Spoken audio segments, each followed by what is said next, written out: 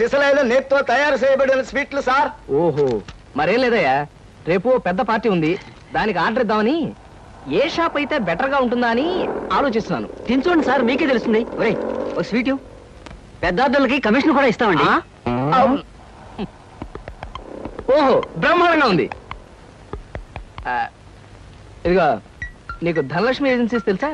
ధనలక్ష్మి తెలుసండి. తెలుసా? పక్క వీధిలో బస్ స్టాండ్ పక్కనే.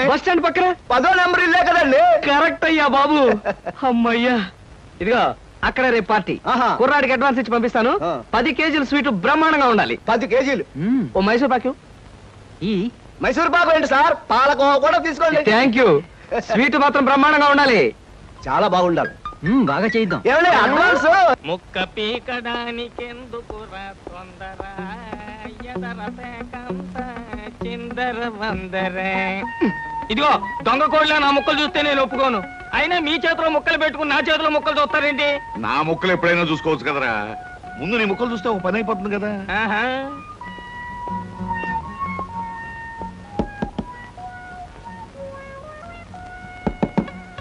జోకర్లు బెదురుతాయి. ఇదిగో బాబు, ధనలక్ష్మి ఏజెన్సీస్ ఆపరేటర్ గారు ఉండేది ఎక్కడ? వేసుకో ముక్క, చూపిస్తాను. షో తర్వాత చూపించవచ్చు కానీ ఆపరేటర్ గారు ఎక్కడున్నారు చెప్పవయ్యా. ఇదిగో ముక్క, ఖర్చేయండి. ఏం ఖర్చు చేయడం ఏమిటో. మీలాంటి చెత్త మనుషులు పెట్టుకున్న ఆపరేటర్ ఎవరో గానీ త్వరలో ఆఫీస్ మూసేసి అర్జెంట్ గా పేకాట క్లబ్ పెట్టుకుంటాడు బాబు. పోనీ నువ్వు. Yes, Dhanalakshmi agencies proprietor Koteswararao speaking. అవునవునవును, మీకు సరుకు పంపించాలి. కాకపోతే సేల్స్ మెన్ ప్రాబ్లం వల్ల వెంటనే పంపించలేకపోయాను. అలాగే త్వరలోనే పంపిస్తాను. Okay sir. ఆపరేటర్ గారు మీరా?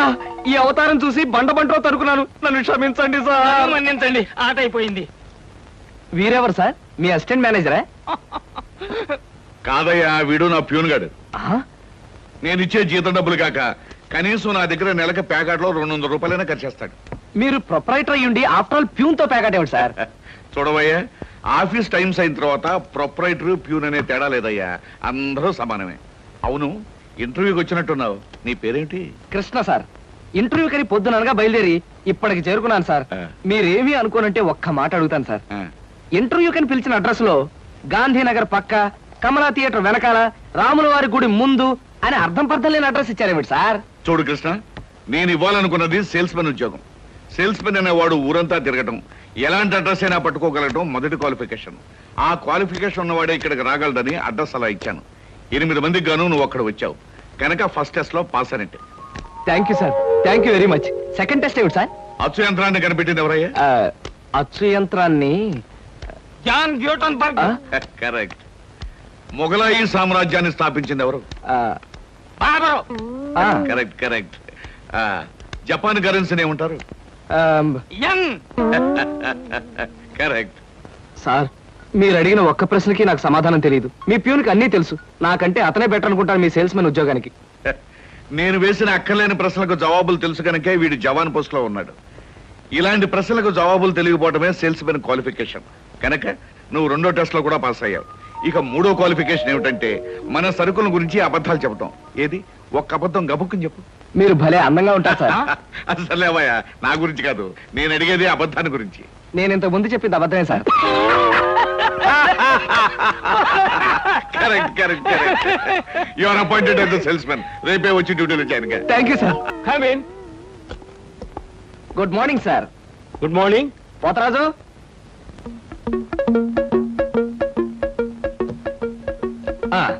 మీరు కొత్తగా పెట్టిన ఈ సూపర్ మార్కెట్ చూస్తుంటే నా మతి పోతుంది సార్. అసలు మీ సూపర్ మార్కెట్ దెబ్బకి సిటీలో ఉన్న సూపర్ మార్కెట్లన్నీ flat. Thank you. By the way, నా పేరు Krishna, Dhanalakshmi agencies sales representative ని. Glad to meet you. Very nice to meet you sir. వీడు మా బాయ్. అదే పోతరాజు, నా పర్సనల్ అసిస్టెంట్. మీరు వచ్చినందుకు నాకు చాలా సంతోషం. రండి కూర్చోండి. Thank you.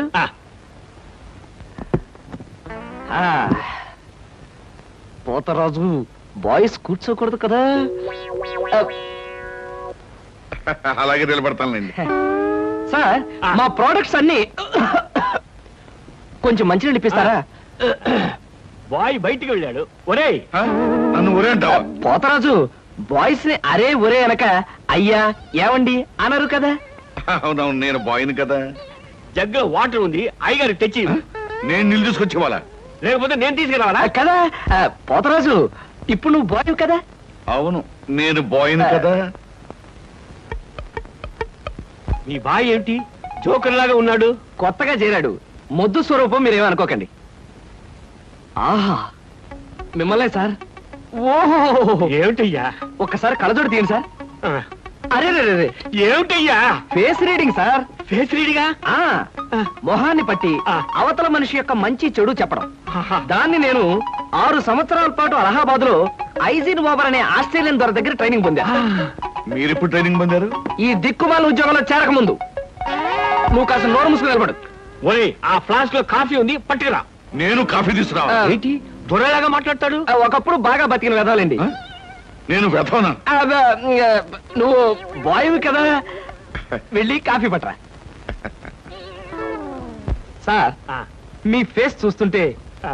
చక్కటి భార్య, చుక్కల్లాంటి పిల్లలు, లక్షల ఆస్తి ఉన్నట్టు కొట్టొచ్చినట్టుగా కనిపిస్తోందండి. ఇక ఫ్యూచర్ లో మీకు గొప్ప చేంజ్ రాబోతుంది. గొప్ప చేంజ్. ఆ. అది ఏంటయ్యా? ఆడరేఖ, ఆస్తి రేఖ వరుసగా మీ రేఖలు కలవబోతున్నాయి. నిజంగా? అందులో ఆశ్చర్యపోవాల్సిందే ఉందండి. ఆ. మీ అందం, మీ పర్సనాలిటీకి ఏ ఆడదైనా ఇట్టే పడిపోతుంది. సిగ్గుపడకండి. కాకపోతే ఎంత తొందరలో పడబోతుందనే విషయం చెప్పాలంటే కొంచెం స్టడీ చేయాలి. ప్రస్తుతం నాకు టైం లేదు. మా సరుకు ఆర్డర్ తీసుకోవాలి కదండి, ఏదో పొట్టకుట్టు కోసం. పద పోతరాజు. మీ సరికి నేను ఆర్డర్ ఇస్తాను. ఏదో డీప్ గా స్టడీ చేయాలని చెప్పారే, చేయండి. కూర్చుని కూర్చుని. ముందా ఆర్డర్ సంగతి ఏదో మనం తేల్చేస్తే ఆ తర్వాత మీ ఫేస్ రీడింగ్ గురించి నేను తేల్చేస్తాను. ఆర్డర్ తీసుకోండి. ఇంకా ఏం కావాలి? ఓ ఫ్రూట్ సాలెడ్. Fruits order. వద్దులే, నేనే వెళ్ళి తీసుకొస్తాను. థ్యాంక్స్ రా. బియ్యానికి 300. అమ్మా, నీకు విషయం చెప్పాలంటే ఏడుపు వస్తోందమ్మా. ఏడవలసిన అవసరమే వచ్చిందిరా బాబ్జీ. ఇంట్లో నాన్న సంగీతంతో హింసిస్తున్నాడని చదువుకోవడానికి బీచ్కి వెళ్ళాను. అక్కడ వాచ్ పోయిందమ్మా. ఎల్లుండి నుంచి పరీక్షలు, కనీసం చేతికి సెకండ్ హ్యాండ్ వాచ్ అయినా ఉండాలిగా. ఓ 100 రూపాయలు బొమ్మా. ఈసారైనా తగలేసుకోకుండా వాచి కొనుక్కో. అలాగే. ఇదిగో 100. అయినా వాచి బారేసుకోవడం ఏమిట్రా పిచ్చి విధవ. ఇదిగో పార్వతి, ఇందాక వీధిలోంచి వస్తుంటేను కొందరు పెద్ద మనుషులు కనిపించి త్యాగరాజోత్సవాల దగ్గరికి వస్తున్నాయి కదా, నా వంతు ఓ 500 రూపాయలు విరాళంగా ఏమని భైరవ రాగంలో బావురమన్నారే. 500? నేను ఇలాగే అన్నాను. మీరిస్తాను ఒప్పుకున్నారా? కుటుంబం బరువు బాధ్యతలు తెలిసిన వాడిని నేను ఎందుకు మాటిస్తానే. కావాలంటే 2 లేక 300 విరాళంగా ఇస్తాను. ఆ రోజు ఉచితంగా కచేరీ చేస్తానని మాటిచ్చాను. పైసా కూడా అడగం. మీ కచేరీ మాత్రం వద్దు బాబు అని దండం పెట్టుంటారు, అంతేనా? కమాతు రాగంలో కాళ్ళు చేతులు వెరక్కొడతాను. నా కచేరీ అంటే బొత్తిగా భక్తి శ్రద్ధలు లేవు. ఆఖరి మాటగా 200 రూపాయలు విరాళంగా ఇస్తాను అన్నానే. ఇవ్వకపోతే బాగుండదు, ఆ తర్వాత నీ ఇష్టం. చారాస్వామి నిన్ను ఆశీర్వదిస్తాడు. 3, 4, 5. అమ్మగారు పాలకు డబ్బులండి. అమ్మగారు పచారీ సామాన్ డబ్బులండి. అమ్మగారు నా జీతం అండి. అమ్మగారు పాలకు డబ్బులండి. అమ్మగారు పచారీ సామాన్ డబ్బులండి.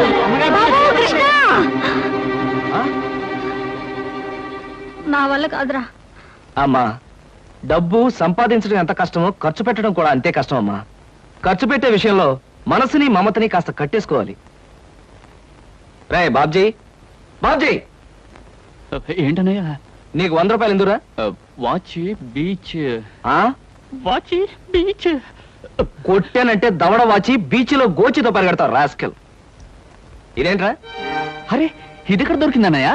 ఆ చమల్లాల్ కొట్లో నువ్వు తాకట్టు పెట్టిన చోట దొరికిందిరా.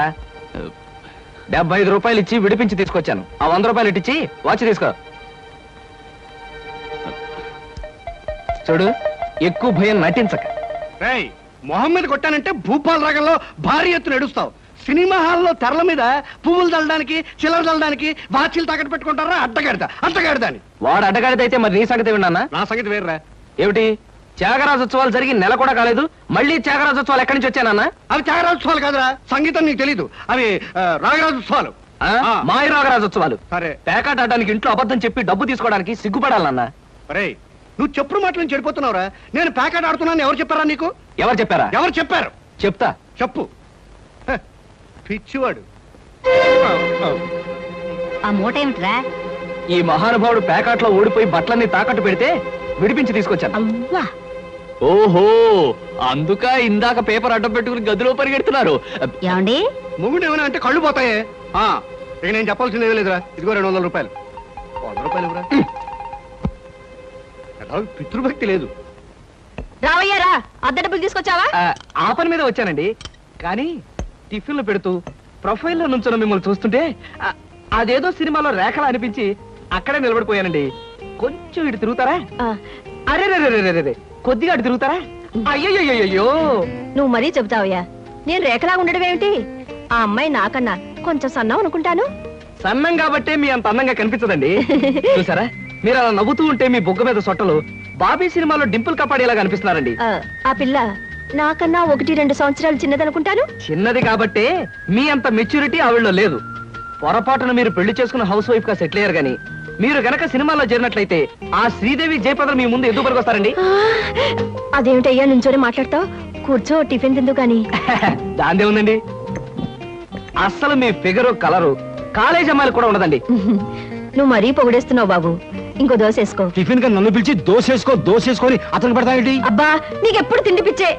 ఇంటికి వచ్చిన గెస్ట్ కు పెట్టాలి కదా. గెస్ట్ కి పెట్టి నాకు అభ్యంతరం లేదు, కానీ నాకు కూడా తగలే. తినండి. బాబు నీకు హార్లిక్స్ కావాలా, బోన్విటా కావాలా? ఉల్లాసానికి ఆనందానికి వాడండి హార్లిక్స్. అయితే అదే తీసుకొస్తాను. ఏమండి 1 మినిట్. వెనక నుంచి మీ మూమెంట్స్ చూస్తూ ఉంటే ఆ మూమెంట్ ఎలా ఉంటుందో ముందు నాకు చెప్పు, నేను తర్వాత దానికి చెప్తాను. అదేమిటండి అలా విసుక్కుంటారు? ఆ అబ్బాయి ఏదో సరదాగా మాట్లాడుతుంటే. ఏమండి ఆయన ఇప్పుడే ఇలా విసుకుంటున్నారు, ఇక నేను అద్దె డబ్బులు ఇవ్వలేనన్నా అనుకోండి ఇంకెంత విసుకుంటారు. ఆయన విసుకోకుండా నేను చూసుకుంటానుగా. అది మీరు ఊరుకోండి. చూడు బాబు, అద్దె ఈ నెలలో ఇవ్వలేకపోయినా వచ్చే నెలలో ఇద్దు గాని. థ్యాంక్స్ అండి. టిఫిన్ తిను. ఏమయ్యా, నా తిండి తింటూ నాతో అబద్ధం చెప్పకూడదు. నిజం చెప్పు, మా ఆవిడ శ్రీదేవిలాగా జయప్రదలా ఉందే? మీరు అడిగారు కాబట్టి నిజం చెప్తున్నా అండి. మీరు మాత్రం ఈ పక్క నుంచి చూస్తే శత్రుఘ్న సిన్హా ఉన్నారు. హైట్ విషయంలో కొంచెం తగ్గారు కాబట్టి రిషి కపూర్ గారి, పెరుగున్నట్టయితే అమితాబ్ బచ్చనే. అసలు మీ పర్సనాలిటీకి ఈవిడ్ని ఎలా పెళ్లి చేసుకున్నారండి? ఏమిటోనయ్యా, నా తలరాత నా కర్మ. నిజానికి అదృష్టం బాగుంటే ఈ రేఖలో శ్రీదేవిలో చేసుకోవాల్సిన వాడే కదా. ఫ్యూచర్ లో చేసుకోవచ్చేమో. Anyway best of luck. ఈ దశ కూడా వేసుకో. పళ్ళు కూడా ఉన్నాయి. అలాగే. రేఖలు మృదువుగా మెత్తగా మలయమారుతరాగల్లా ఉన్నాయమ్మా. మీలాంటి సంగీత సాముద్రిక నిపుణులు నా చేతిని పొగిడారంటే అది నాకు గర్వకారణమే. నాకు ఒళ్ళు మంటే కారణం. ఏమయ్యా శంకరయ్య, జాతకం చూస్తానని చెప్పి దాని చెయ్యాల పిసికేస్తావేంటి? రేఖలు కొట్టొచ్చినట్టు కనిపించాలంటే ముందు ఇలా పిసకాలయ్యా. సరే చూడు. ఆహా, నీ శృంగార రేఖ బంగారంలా మెరిసిపోతుందమ్మా. శృంగార రేఖ అలాంటి రేఖ చేతుల్లో ఉంటుంది నేను ఎక్కడ వినలేదే. అది నీ అజ్ఞానం. జోత్సుల జోగేశ్వరరావు జాతక పుస్తకంలో దాని గురించి విపులంగా రాశారు. ఆయన ఎవరు? మా బాబాయ్. చూడండి. చూస్తాను. నీకు ధనరేఖ దివ్యంగా ఉందమ్మా. ఆయుష్య రేఖ అద్భుతం. సంతానం ఎంత ఉందండి? 2 వేసుకో. వాళ్ళు కూడా కవలు. ఉమ్. జై విజయాన్ని నామకరణం అడ్వాన్స్ గా ఫిక్స్ చేసేసుకో. లేదా కాఫీ కాంబోజలాగా అన్నా కూడా బాగానే ఉంటుంది. చాలా సంతోషం అండి. సంతానం గురించి చెప్పిన మీకు నేనేమి ఇచ్చుకోగలను? నువ్వేమి ఇచ్చుకోనక్కర్లేదు. నా చెయ్యి కూడా చూశాక నేను ఇచ్చుకుని 2 రోజులను తీర్చుకుంటాను. నా చెయ్యి కూడా చూడవా. పుట్టుకుంటేనే తెలుస్తుంది ఇది నష్టజాతకం అని. రేఖలు చూసి చెప్పు. ధనరేఖ దరిద్రంగా ఉంది. ఆయుష్ రేఖ అధ్వానంగా ఉంది. సంతాన రేఖ శూన్యం. దానికేమో 2 సంతానం అన్నావు, నాకు సంతాన రేఖ లేదంటున్నావు. ఏంటిది? ఏం లేదని చెప్పడం నా సరదా అనుకున్నావు ఏంటయ్యా? ఇక్కడ లేదు లేదని చెప్పాను, అక్కడ ఉంది ఉందని చెప్పాను. అది కదయ్యా, మీ ఇద్దరు మొగుడు పెళ్ళాం. నాకు సంతాన రేఖ లేకుండా దానికి సంతానం ఎక్కడి నుంచి వస్తుంది? ఎక్కడి నుంచి వస్తున్నా ఆవిడ చూసుకుంటుందయ్యా. అమ్మా సుందరమ్మ, నీవు జాతకం చెప్పినందుకు నాకు ఏదో ఇప్పించావంటే మరి నేను సెలవు తీసుకుంటానమ్మా. ఏమిటి ఇప్పించేది కాదు గుడ్డు, దిక్కుమాలి జాతకం చెప్పడం నువ్వు. ఏమండి ఎందుకు అరుస్తారు?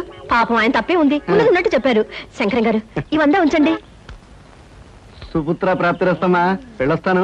నమస్కారం అండి. వెళ్ళిరా.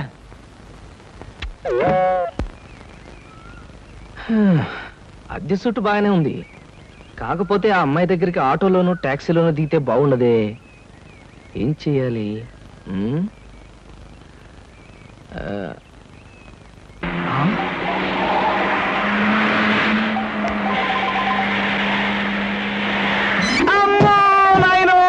బాబోయ్, ఖరీదైన కారుతో చంపాను. మనుషులు కూడా పడేసావా నాయన? సారీ బాబు, గాయలు ఎవరైనా దెబ్బలు ఎవరైనా తగిలాయా? పక్కటెముకలు పంతెకి నెక్కిలు వాటి పొజిషన్లు తప్ప ఎవరైనా అనుమానంగా ఉంది సార్. అమ్మో లేవలే. మీకేం అవలేదా? లేనాయనా అమ్మో! లేనాయనా, మీకేం అమ్మో! కాలేదు నాయనా. అమ్మో! లేనాయనా, నా కాడే కుదుగా లేనాయనా. ఇప్పుడు బాగుంది. నా కాడే కుదుగా. అమ్మా! అమ్మా పర్వాలేదు. పట్టుకోండి. చేసుకోండి, ఏం పర్వాలేదు అమ్మా! నాయనా. నెమ్మది నెమ్మది అమ్మా! ఇక్కడ కూర్చోండి. వెనక్కి కూర్చుంటాను. అదే వాటర్ సీటు. అమ్మా అమ్మా అలాగే అయ్యో అక్కడే కూర్చోండి. అయ్యో అమ్మా సార్, ఈ మంచులు తాగండి సార్ ముందు. అబ్బో ఏమొద్దు సార్. సార్, అమ్మో ఏ హాస్పిటల్కైనా తీసుకెళ్తాను, ఎంత బిల్ అయినా ఇచ్చుకుంటాను. ఆ. సార్, దయచేసి నా మీద పోలీస్ కంప్లైంట్ మాత్రం పెట్టకండి సార్. అమ్మో పెట్టను కానీ ఒక సిగరెట్ ఇవ్వండి సార్. 3 రూపీస్ ఒక సిగరెట్. ఈ పెట్టి ముట్టుకోండి. అమ్మా thank you sir, thank you. అబ్బా సార్, ఇప్పుడు చెప్పండి సార్, ఏ హాస్పిటల్ మిమ్మల్ని తీసుకెళ్ళమంటారు, ఎంత తీసుకోమంటారు? అమ్మయ్యా ఇప్పుడే తగ్గుతున్నట్టుంది. హాస్పిటల్కి ఏమీ అక్కర్లేదు కానీ నెహ్రూ పార్క్ దగ్గర నన్ను దించండి. నేను కారు దిగి ఓ 4 సార్లు ఇటు అటు తిరిగి బోన్స్ అవి సెట్ చేసుకుంటాను. చాలా థ్యాంక్స్ సార్, మీ ఎంత మంచి వాళ్ళని ఇంతవరకు నేను చూడలేదు సార్. ఇక ముందు చూడరు కూడా సార్. నెహ్రూ పార్క్ బానివ్వండి. అలాగే సార్, పోనివ్వండి. జై నెహ్రూ పార్క్.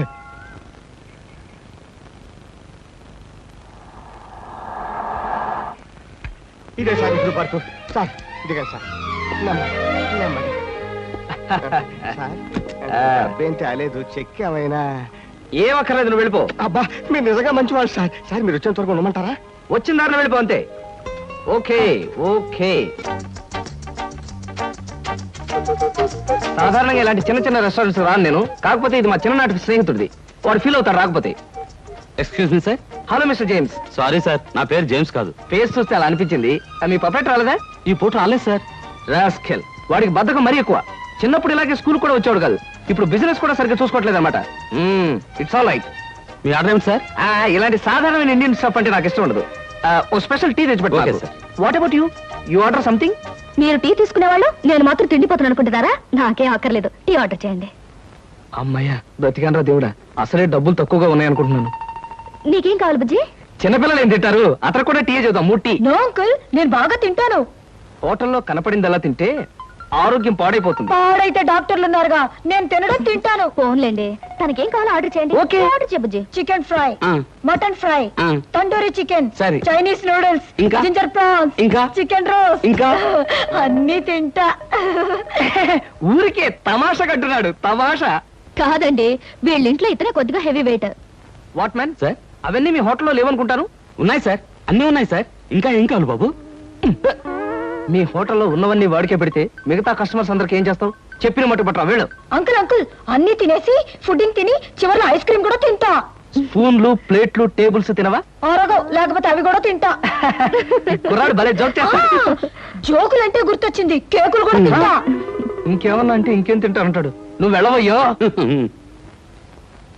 తెలివిగా టీతో మేనేజ్ చేద్దాం అనుకుంటే వీడొకడు నా ప్రాణానికి. వీడికే బిల్లు 200 అయ్యేటట్టుంది నా కర్మ. ఏమిటి కృష్ణ గారు ఆ? అలా ఆలోచిస్తున్నారు? అదే ఏం లేదు. ఒలింపిక్స్ లో తినడంలో పోటీ ఉంటే బెస్ట్ తిండిపోతే అవార్డు ఈ తిండిపోతే వస్తుంది. కమాన్ బుజ్జి.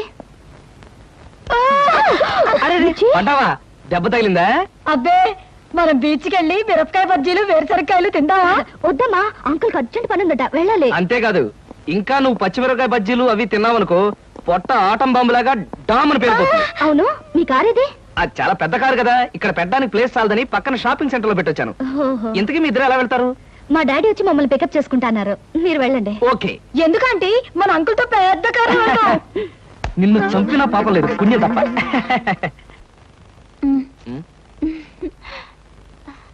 ఎందుకలా నవ్వుతో ఫైల్ ఇచ్చావుగా వెళ్ళు. వెళ్ళిపోమంటారా? వెళ్ళకపోతే ఉద్యోగం నుంచి తీసి బయట పంపిస్తారు. ఏంటండి బాబు, ఈ మధ్యన మోహిని పిశాచం పట్టిన వాళ్ళ మహావసారగా ఉంటున్నారు. ఏడు సంగతి? సంగతి ఏదైనా సింహాచలం, పిశాచం పెట్టిందని దెయ్యం పెట్టిందని నువ్వు నన్ను అంటాం ఏమీ బాగలేదు. మరేం లేదు బాబు, ఆ మధ్యన పిశాచం పట్టిన మా బావమరిది మేనలుడు ఒకడు 3 రోజులు మీలాగే చాలా హుషారుగా ఉండి 4వ రోజున నడి రోడ్డు మీదే ఢమాల్ నెత్తురు కక్కుకుని పోయాడు బాబు. అందుకని అరే అమ్మాయి గారు వచ్చారే. మై గాడ్, సీత ఎక్కడికి వస్తుందా? Good morning madam. Good morning అమ్మాయి గారు. Good morning madam. Good morning. Good morning madam. Good morning.